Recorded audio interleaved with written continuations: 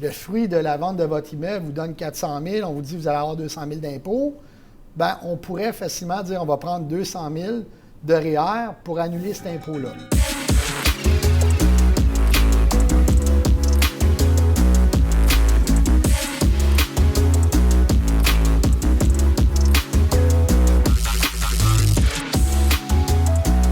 Bonjour à tous, Fanny Roseboom, courtier immobilier PMML. J'ai la chance aujourd'hui de recevoir un invité, Kevin Dupuis, bonjour. Bonjour, bonjour. Bienvenue au bureau. Merci, c'est gentil de m'accueillir. Kevin est planificateur financier pour Platinum Services Financiers. Il est aussi comptable agréé de profession. Exactement, de l'institution La Financière Sun Life. Ah, exactement. Et c'est quoi tes champs, tes territoires où tu travailles? En réalité, on peut faire l'ensemble du Grand Québec, surtout avec le Zoom maintenant, c'est assez facile. Mais par contre, je ne peux pas me déplacer à tous les endroits. Donc, j'ai quand même certaines personnes pour certaines régions. Moi, je m'occupe beaucoup du Grand Montréal, de la Montérégie, la Couronne Nord également de Montréal, jusqu'à Sherbrooke, je vous dirais. Et pour le reste, ben, je peux intervenir dans les dossiers, sauf que dans la plupart des transactions ou des conseils plus proches avec les clients, je vais vous référer à quelqu'un de mon équipe. Parfait. La question, pourquoi je te reçois aujourd'hui, la question qui brûle sur les lèvres de plein de mes vendeurs, les gens m'appellent, Fanny, je veux vendre mes immeubles, j'ai donné tout ce que j'avais à donner au cours des années, j'ai fait beaucoup de sous avec mes immeubles, je suis très heureux, mais qu'est-ce que je vais faire avec mon argent un coup que tout est vendu? C'est la grande question et c'est important des fois aussi d'en parler avant des ventes, même plusieurs années avant, pour savoir en fin de compte c'est quoi le plan de match. Tout de là, le planificateur financier qui va planifier pour dans l'avenir, donc de comprendre où on s'en va avec ces immeubles et c'est quoi les solutions alternatives par la suite pourrait aussi peut-être influencer votre parc immobilier dans les années que vous êtes encore actif.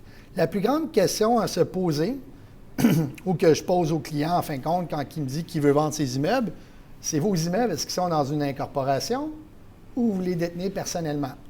Et là, quand on me dit « qu'est-ce que je vais faire avec mon argent? Où est-ce que je vais la mettre? » Bon, il y a deux choses qu'on peut faire avec l'argent. Je la mets dans quel type de placement pour générer des revenus et je la mets dans quel type de structure pour gérer les impôts et me nourrir de ça. Donc, une incorporation, un REER ou un régime enregistré d'épargne retraite, un compte d'épargne libre d'impôt, un compte ouvert personnel, sont tous des façons de pouvoir investir le même fonds qui va procurer le même rendement, disons, de 8 je donne un exemple. Bien, il peut faire son 8 dans n'importe quel des types de structures que je vous ai mentionnés. Qu'est-ce qui va influencer ça? C'est combien je vais payer d'impôts et quel type de revenus au plan fiscal que je vais recevoir. Donc, la première chose, si vous avez un immeuble personnellement, d'accord, et que vous le vendez, bien là, il y a des options. Il y a 3 types de comptes en général qu'on peut faire pour vous. Le compte REER. Le compte REER, souvent, les propriétaires immobiliers ont des droits au REER accumulés assez élevés parce que les revenus de location génèrent quand même des droits de cotiser à des REER au fil du temps. Donc, si vous avez, disons, 300 000 de REER non utilisés et que le fruit de la vente de votre immeuble vous donne 400 000, on vous dit que vous allez avoir 200 000 d'impôts, bien, on pourrait facilement dire on va prendre 200 000 de REER pour annuler cet impôt-là. Le REER, en fin de compte, je vais pouvoir prendre le même type de fonds comme dans une compagnie ou dans un CELI, mais ça va vous éviter des impôts dans l'immédiat. Et ce qui est intéressant dans un cas comme ça, c'est que quand vous vendez un immeuble, vous avez souvent des revenus de l'année en cours, et là, toute cette vente-là de l'immeuble, la récupération d'amortissement que vous avez pris, elle est 100 % imposable. Le gain en capital, la moitié passe à l'imposition. Donc, tout ça, ça se rajoute sur les revenus que vous avez déjà de l'année en cours.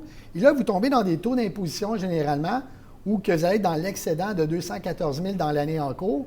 Donc, vous allez payer du 53 % d'impôt. Le REER va permettre d'éviter ça. Ce qui est intéressant, c'est qu'en ressortant le REER par la suite, on n'aura pas des taux à 53 % parce qu'on va se donner des revenus, disons, de 60 000 par année. 60 000 par année, on est dans une échelle de 37 % d'impôt. Donc, on a fait de l'argent avec cette fonction-là. Par contre, Kevin, je m'excuse de t'interrompre, c'est une question qui est hyper importante. Il y a des gens qui me disent « je ne veux pas vendre parce que je ne veux pas payer d'impôts ». Puis là, je suis contente d'entendre qu'il y a des options. Puis toi, tu es un spécialiste là-dedans. Oui, en effet. Mais tout de là, de ne pas gaspiller ces droits de REER dans les années en cours que vous êtes actif pour récupérer des faibles taux d'imposition, parce que je sais en tant que planificateur qu'un jour ou l'autre, il va y avoir la journée que vous allez vendre votre immeuble. Donc, est-ce qu'on gaspille des droits de REER à l'avance pour éviter des faibles taux pour un revenu de location de 2 000 $ à la fin de l'année sur quelqu'un qui gagnait 70 000 ou on les conserve pour le moment ultime? C'est important. Le désavantage, par contre, du REER, c'est que quelqu'un qui va faire cette situation-là, il faut vraiment qu'il sache qu'il ne pourra pas retourner dans l'immobilier parce que sinon, on va détruire tout l'avantage fiscal en ressortant ces REER-là. Et quand vous ressortez de l'argent d'un REER, vous avez perdu ces droits de cotisation-là. Vous ne pouvez pas les récupérer. OK. D'accord? Donc, la discussion, c'est est-ce que vous avez vraiment fini avec vos immeubles? Le compte d'épargne libre d'impôt, généralement, vous avez le droit à 75 500. Mettons, vous détenez l'immeuble également avec votre conjointe, elle a le droit à 75 500 de CELI. Bien, c'est de l'argent après impôt. Je ne pourrais pas éviter le 200 000, disons, qu'on a fait d'imposition sur l'immeuble, mais au moins le capital qu'on va mettre dans le CELI, tous les rendements que vous allez faire, disons le 8 par année sur vos placements, bien, ces rendements-là vont être libres d'impôt. Et le capital mis dedans, quand on le ressort aussi, est libre d'impôt parce qu'on a déjà payé nos impôts. Par contre, quand on a plus d'argent de la vente de nos immeubles, bien là, ça prend un compte ouvert personnel. C'est illimité le montant qu'on peut mettre dedans, mais les rendements qu'on va faire, l'argent qu'on met dedans, c'est de l'argent après impôt. Les rendements qu'on va faire vont générer un peu d'impôt durant l'année en cours. Tout dépendant le type de fonds que vous allez prendre. Si vous prenez un fonds 100 % en action, qui donne, disons, du 12-13 % de rendement par année, il va être plus volatile, mais il va faire pratiquement que du gain en capital, comme un immeuble. Et on peut reporter beaucoup le gain en capital de ce type de fonds-là avec des fonds mutuels, disons, de catégorie de société. Et quand les gens veulent revoir de l'argent sur une base régulière dans un compte ouvert, on peut redistribuer le capital investi, que vous avez déjà payé vos impôts, avant de vous distribuer le gain, sur une base, disons, d'environ 5 à 8 % par année, tout dépendant des types de fonds. Dans le CELI, par contre, on n'a pas ce problème-là. Tout ce qu'on ressort est libre d'impôt. Donc, le compte ouvert, le compte CELI est intéressant, puis il faut vraiment le considérer avant de le mettre dans le REER, parce qu'un propriétaire immobilier qui dit qu'il a accroché ses patins, d'un point de vue d'un planificateur financier, je ne crois jamais à cette personne-là. Parce que c'est des passionnés? Exactement. Comme les propriétaires d'entreprise, vous êtes des gens très actifs, les opportunités sont là. Ma priorité, moi, pour les gens comme vous, c'est de toujours m'assurer que vous avez accès à votre capital pour refaire d'autres réinvestissements. Donc, un planificateur financier est là pour s'occuper de l'argent que vous n'avez pas le temps de vous occuper. Quand vous faites la vente dans votre entreprise, vous avez une incorporation, là, c'est différent. Il n'y a pas de taux progressif comme le 17 et le 37 et le 53 % que je vous ai dit tantôt. C'est un taux fixe de 50,17 % en 2020 sur tout type de revenu que vous allez faire. Pourquoi 50,17 % et pas le fameux 18-21 % qu'on parle? Ouais. Premièrement, depuis les élections américaines avec Trump, Trump a baissé les taux d'imposition pour les sociétés. Donc, nous, on est rendu à 14 %. Donc, le 18 ou le 21, vous entendiez, c'est révolu. Une compagnie qui opère, qui a au moins 6 employés, si vous n'êtes pas une compagnie dans l'immobilier, vous n'avez pas besoin d'avoir jusqu'à 6 employés, mais vous avez le droit à un taux de 14 % parce que vous êtes une compagnie opérante. Operative Company, OPCO, vous avez souvent déjà entendu ça. Donc, ces compagnies-là ont droit à des taux de 14 %. Mais quand vous investissez dans l'immobilier, c'est comme investir dans des fonds pour le gouvernement. Et là, il dit, bien, je vais te taxer à 50,17 %. En moins que vous réussissiez à qualifier cette compagnie-là au fil du temps comme étant une compagnie immobilière de type OPCO, mais ça prend au moins 6 employés ou plus. Et là, on ne rentrera pas dans ces détails-là. Généralement, la plupart des investisseurs immobiliers vont être à du 50,17. 50,17, c'est une surtaxe. Vous allez avoir le droit à un crédit plus tard qu'on va redonner à votre compagnie quand vous allez vous verser les dividendes de ça. Mais sur l'immédiat, si vous faites, disons, un gain imposable de 200 000 $ d'impôt à payer, de 200 000, bien, il y a 50,17 qui va partir. Le 50,17, ce n'est pas le 50 % du taux d'inclusion du gain en capital. Donc, j'ai fait un gain de 400 000, j'ai 200 000 qui est le taux d'inclusion, le gain en capital imposable. Là, je paye 50,17. Bien, il y a 25 % qui est parti. Les façons, au personnel, tu nous parlais des façons d'amoindrir ça, puis en incorporation, tu vois ça de quelle façon? Qu'est-ce que tu proposes aux clients? On ne pourra pas vraiment éviter ça, mais on va prendre les mêmes types de fonds de placement, mais on va prendre encore des fonds de placement de catégorie de société, si c'est possible, pour retarder le plus possible le gain sur le rendement. et pouvoir ressortir le capital, c'est possible, mais le client va se sortir des dividendes de l'incorporation comme il se sortirait des revenus d'un REER ou un revenu de retraite. Donc, vous avez 1 million de dollars dans une incorporation, vous avez besoin de 60 000 net par année, bien, je vais prévoir des dividendes en conséquence. Et là, si vous prenez des fonds trop prudents qui ne génèrent pas assez, bien, je vais vous suggérer des solutions de portefeuille qui peuvent générer plus pour donner en fin de compte le revenu que vous souhaitez. Mais le dividende que vous allez vous sortir, vous allez le sortir comme vous le désirez. Mais contrairement à REER, il n'y a pas de contrainte. Vous pouvez mourir avec l'argent dans la compagnie incorporée, puis on ne vous aura pas forcé à le sortir avant au décès. Qu'est-ce qu'il faut comprendre, c'est que l'incorporation, quand on se verse un dividende, c'est imposable un peu comme un salaire, il y a un taux d'impôt, mais c'est qu'on reçoit un crédit de l'impôt que la compagnie elle a déjà payé auparavant.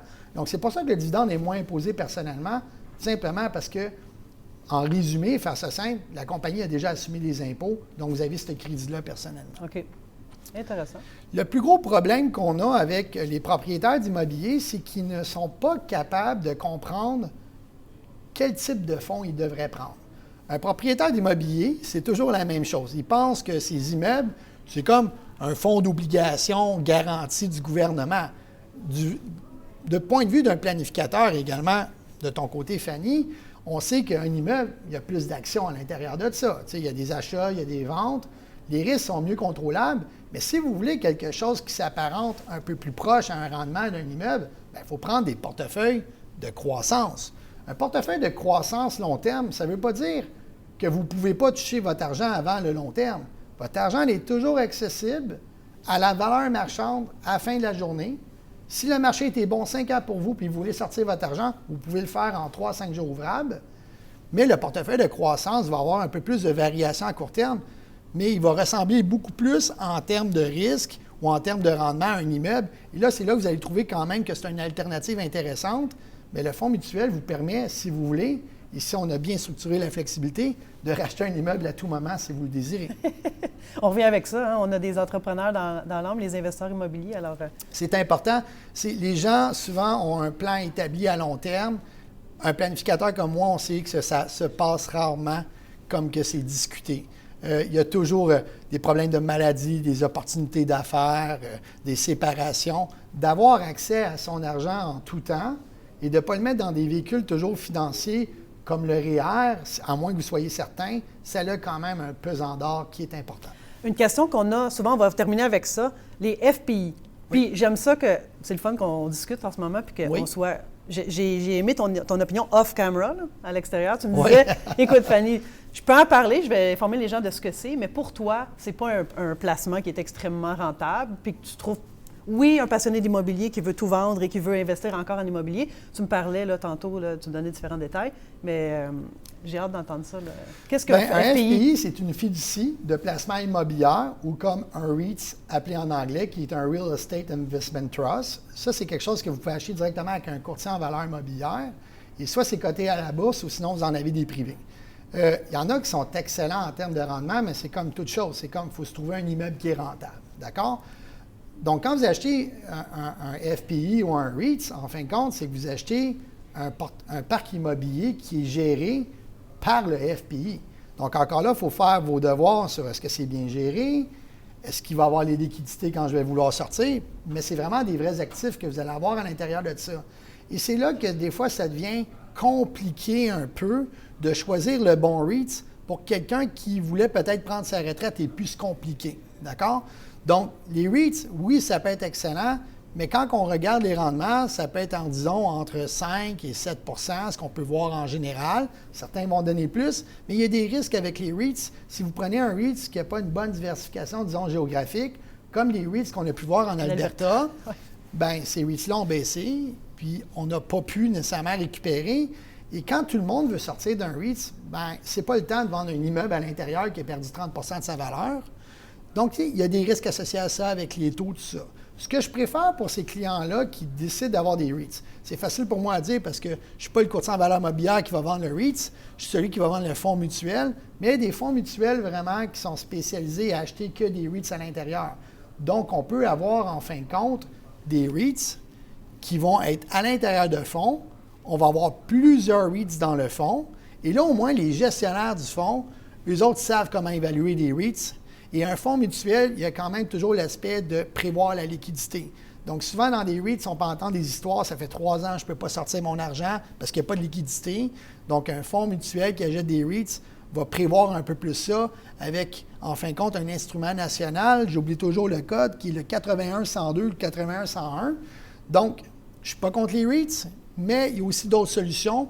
Puis au final, on peut avoir également des portefeuilles ou des fonds mutuels qui vont avoir de l'immobilier, mais pas uniquement de ça. Mais si vous aimez la brique, puis vous aimez savoir que vous avez de la brique, des fonds immobiliers peuvent être une bonne solution pour vous. Très intéressant.